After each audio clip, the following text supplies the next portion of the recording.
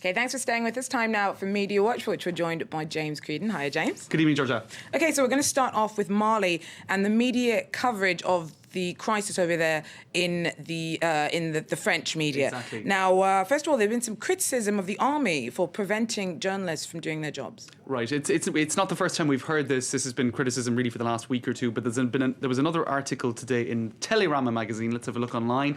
Also in Le Monde about the fact that journalists are being kept in Bamako. The official pictures that are coming out are often being provided by the army. Let's take a look at an example of that. These are pictures that were released today by the Army Communication and Image Production Establishment. I think we can roll some of these pictures, and these were filmed, well, at least they were seen by the public today. I think we might have even had them in France 24 news bulletins. But actually, the problem is these images give no indication as to where they were filmed, the date, the location, the time. There are no details. So essentially, it's not massively informative about what is going on. So this is army PR, and it's about, a lot of the time, it's pretty much all that is available to journalists to work with. So are there any questions about the authenticity of what's being shown at all? I don't think there are any questions about authenticity, but just more details would need to be furnished for people to understand exactly what these images are portraying. And a lot of the journalists then who might be working with information like that are in Bamako when the action is taking place much further north in a very different part of the country. If they try to travel further north, they're stopped and searched and turned back. So that's one criticism, people being based in Bamako. Another criticism then is what I will show you on the computer. Reports that journalists are turning in. This is on BFM television, but it has been put on YouTube. And this is the title of the report is on an air base rather in Bamako. French military prepares. So these are the sort of reports that embedded journalists are actually doing. Soldiers preparing to go to the front line. So embedded journalists are covering that sort of stuff at the airbase in the transport, but not when the soldiers get to the front line. The journalists are not being allowed to go that far. So it's something quite different to what we saw during the war in Iraq, when journalists were actually able to cover scenes of conflict, so you were getting a real sense of what was going on. Another issue then again would be, I suppose, the extent to which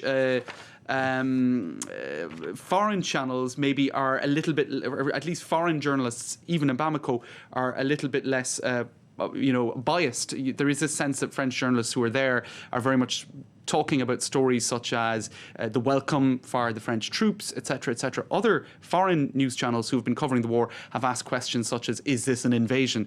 We haven't really seen French channels asking those sort of questions because they're French maybe and don't have as much distance from the issue. Okay, now... I mean, we could continue on that point. Actually, I was already talking about journalists, and I mean, the army has been criticised for keeping a lot of information to themselves, but journalists too. And we have another set of pictures, Georgia, which we can roll in a sec, which show perhaps one French journalist being a little bit biased or in favour of the French troops. You might expect that to an extent, but it has been criticised. Let's take a look. Yeah, it's going pretty well. Why? Because we're striking fast and hard. Two main fronts are emerging. It's true, we're finding it tough to keep them together. The main challenge is for us to hold on to the territory that we've gained by airstrikes. These strikes by helicopters and Rafale fighters have caused a lot of damage to the Islamist rebels. He certainly does sound very in favour of French troops. Right, and that's, I suppose, one of the criticisms being made by Télérama and Le Monde. Perhaps he should be referring to the troops as the French army as opposed to, kind of our guys, so to speak. So perhaps, there are some issues there amongst French journalists being a little bit lacking in impartiality. Okay, well, staying in France this Sunday, tens of thousands are expected to take to the streets in favour of gay marriage and adoption rights, and organisers are rallying support on social media. That's right. We're seeing a lot of rallying of the troops, so to speak, on social media. We can roll one set of pictures. This is a video by pro-gay marriage groups trying to get people out there, trying to, I suppose, publicise the event. Let's get a close-up on this, because what you can see here is a progression through time over French history of, civil rights movements, achievements, progress, etc., etc. That video actually started with the birth of man and the beginnings of mankind, and here you can see it leading up to this glorious moment from the point of view of the organisers, where we're reaching full equality in terms of marriage equality and adoption rights, etc. So they're the sort of videos you're seeing circulating under the hashtag Marriage for All, Mariage pour tous. Another article that was interesting online today, Georgia, was this one on the Rue 89 website. Why don't we marry our horses, said my priest cousin on Facebook. Now that's a pretty catchy headline, right? And you kind of wonder what's going on here.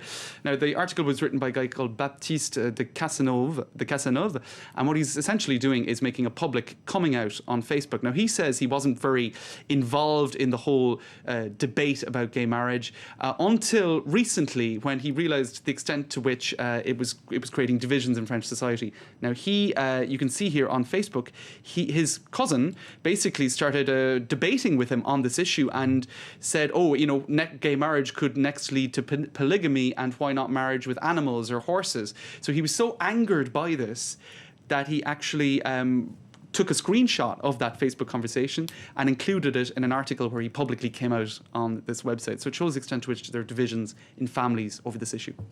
Okay, brilliant. Thanks very much. James Creedon there with our Media Watch Roundup.